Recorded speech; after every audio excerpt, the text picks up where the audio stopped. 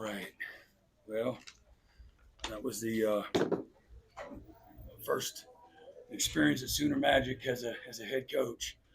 Uh, Boy, was that amazing last four drives for offense and defense. Uh, Great example of just kind of sticking together. As we talked about going to the game, there's going to be some moments where we dominate, some moments where they dominate, and it gets sloppy. You just got to uh, take care of the ball, and which we did, and be physical. And I think we showed physicality. They did too, and they played their butts off. They really did. I just recognize Coach Freeze and their team. They came in and they did a nice job. They played really really well, and it was 21-10, and there's probably a lot of doubt on the outside, and maybe justifiably so. I don't know, but our guys, just thankful for our guys and their belief in one another and their fight, and we played our best ball when it mattered the most.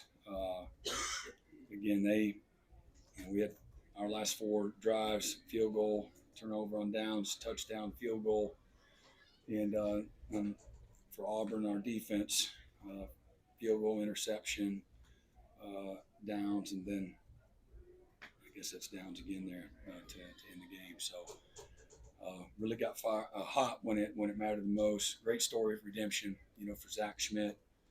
And we needed him every step of the way. Him knowing that we're up by 3 and he hits that, go up by 6, and Auburn has no timeouts. And if they just need a field goal, everything changes in their play selection. And who knows?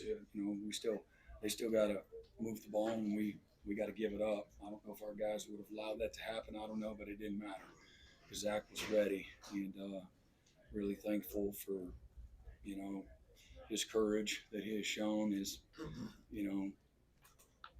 could have easily just quit.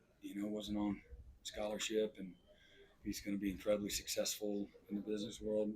Was just named semifinalist for the Campbell Award, and so it was really just a cool moment to celebrate him. And what a great example that is to all of us. Mike Hawkins being the first freshman, and I guess it's 100. What's that? True freshman.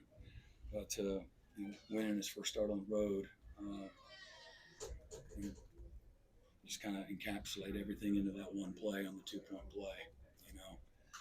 What a heroic type play, and just again thankful for victory, from victory, thankful for the leaders on this team, and we got to get better.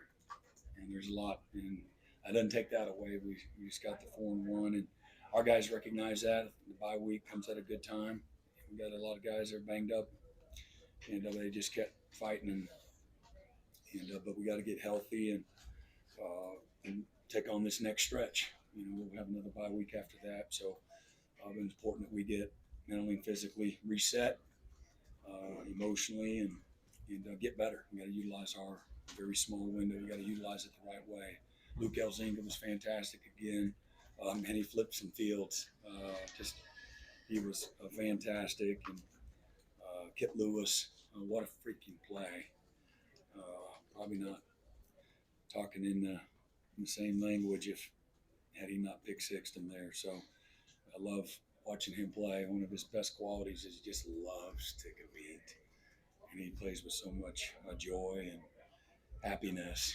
When you're chewing him out, he's a happy guy. But a lot of fun. Helping those guys celebrate some success. It was due. Brent, you mentioned that play. What team was the most impressive part of the play that Kip made there? Again, he freed up a free hitter. It's his own blitz, and they're in an empty set, so it's his own blitz. And so getting his eyes back, he's got to draw the protection to help free up, an unblocked rusher. And so he did it. He did that part of it, which is incredibly important. Otherwise, they slide to the unblocked guy. They block the unblocked guy, and then the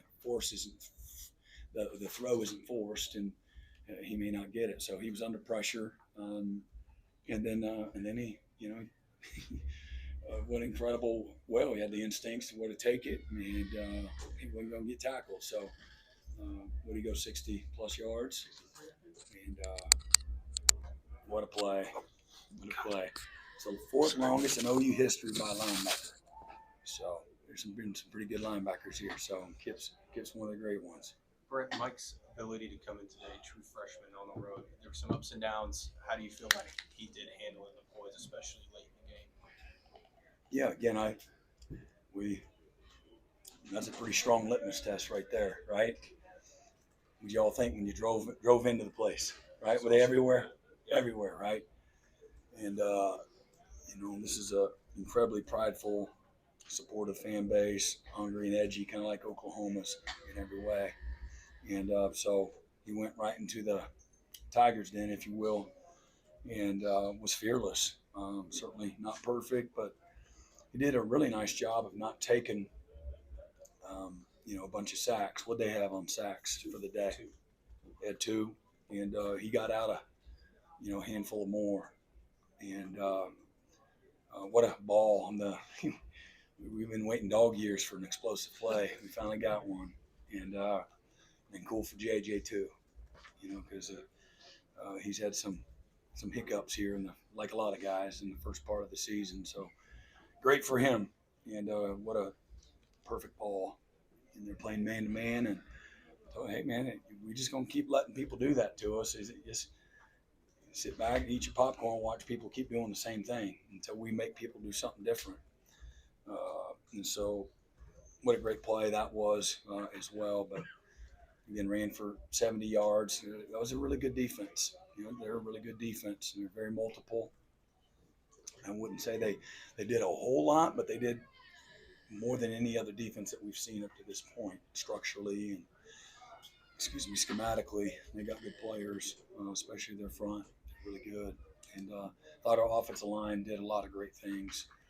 And we still got to get better, but thought they did a lot of really good things. They picked up a lot of protections, a lot of pressures, and things of that nature. Twist did a really nice job. After the touchdown run to open, you guys said it took a while to get going again. Did you have any signs, or did you see any like in facial expressions or communications that something was coming in the fourth quarter? No, just fight. Just fight. Nobody was hard to coach. No, there's no attitudes. Certainly no finger pointing. Taking hard coaching and corrections along the way, and talking about leaning on standards in the most pressure-filled moments. Man, you got to lean on the standards of this program with your toughness, your effort, the execution, your leadership. And our guys did. They rose to the occasion. They kept just kind of hanging in there. It's 21-10, and when it went up, was it 21-7? 21-10. Yeah, but prior to that. But anyway, 14, okay. And but 21-10, we needed to find a way to get back in a rhythm on defense. The first drive of the second half, they go 6 plays and punted, and then they come back and they have a really good similar type drive, 7 plays, 58 yards, not tackling, not fitting. They're running through us. Our coverage was just too loose. And then we got into a rhythm, and they attempted a field goal. They missed a field goal, right? They missed a field goal. Their third one. Is that the third? They had 3 misses. Yeah, they had 2 back-to-back. Yeah. And what just shameful. I mean, we're so fortunate, there. That's just undisciplined. That's the coaches, though. That's us, that's all it is. No excuse for that. So sometimes, man, you gotta get lucky. You gotta be, where things work in your favor, and we were due. Brent, how much pride do you take in the fact that finally Oklahoma has a defense that late in games, Oklahoma's always had these offenses and it's just hold on and see if you can keep them from outscoring you. But now there's comfort with fans, with players, and so forth. Yeah. Right. I mean, again, the coach in me I always think about what, we didn't play very good, but we played amazing when we needed to. And so tells you that when you put it all together, even that 74, for all the warts or all the inexperience or whatever, we can still be a pretty good team when we play together and we play right at the right moments and complement each other. We got enough good players, and that's what, at the end of the day, that's what it tells me. And I'm proud of our guys. They've worked hard. They've invested a lot, incredibly deeply invested, in not in themselves as much as they are in um, what Oklahoma stands for on defense. And who we want to be, flipping the script and change the narrative, and not be something that people make fun of and laugh at. And who doesn't like good, tough, physical, consistent, passionate defense? And it can be the heartbeat, of a locker room. And so they've shown a lot more of good than not through, again, the first 5 games. So, and again, those last 4 drives, man, they were outstanding. The goal line stand on the second drive of the game, that was just, man, you love it. It's 13 play, 74, 75-yard drive, and through all the sloppiness and just moments where you just want to hurt someone, right? I guess I got to say what I really wanted to do. Man, they found a way, and I don't know, with 4th and like that, and we knocked them backwards, and so thankful for our guys. Brent, when you got down, you outscored them 17-0 the last 14 minutes. All the things you've talked about, the way you played, what does that do for you just as a head coach, sort of knowing you're on the right track? Yeah, I mean, it's affirmation for everybody that's invested, that you don't have to play perfect. You just keep fighting. You just keep hanging in there. At the right moments, you got to play well together. You got to figure it out, have each other's back, no matter what, good and bad. And this program, the foundation is built on the little things. And sometimes that doesn't sound sexy to people, but man, it is. And the little things like believing in yourself, believing in one another, and fighting for each other. Like, that's got to mean something. And then, something that's bigger than yourself. And we talk about that a lot.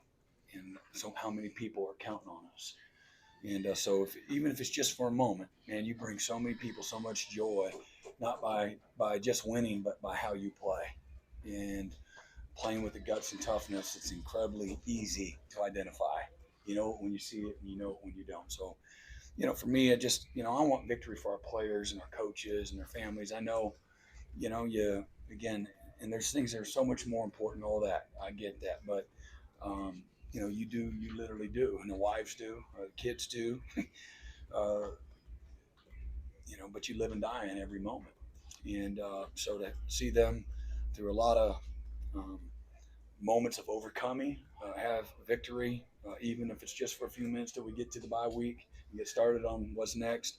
And you can't put a price on that. It's invaluable. Brent, you talk about overcoming things. Yeah. Touchdown that was taken off the board. Your offense was able to overcome that. How big was that? And the penalties today, you guys are just uncharacteristic with the number of penalties. Yeah, we were today. coming in today. We were number 1 in the conference in penalties in the SEC, and we did some things you can't do. And again, a couple false starts, and we had a hold, and it's at the point of attack. What I saw, you don't. I mean, I don't know. But we gotta be better. We gotta be better. We gotta be more physical. We can't wait. For them to decide where they're going to be. We got to come out and we got to go strike people. Maybe we don't get a holding penalty there.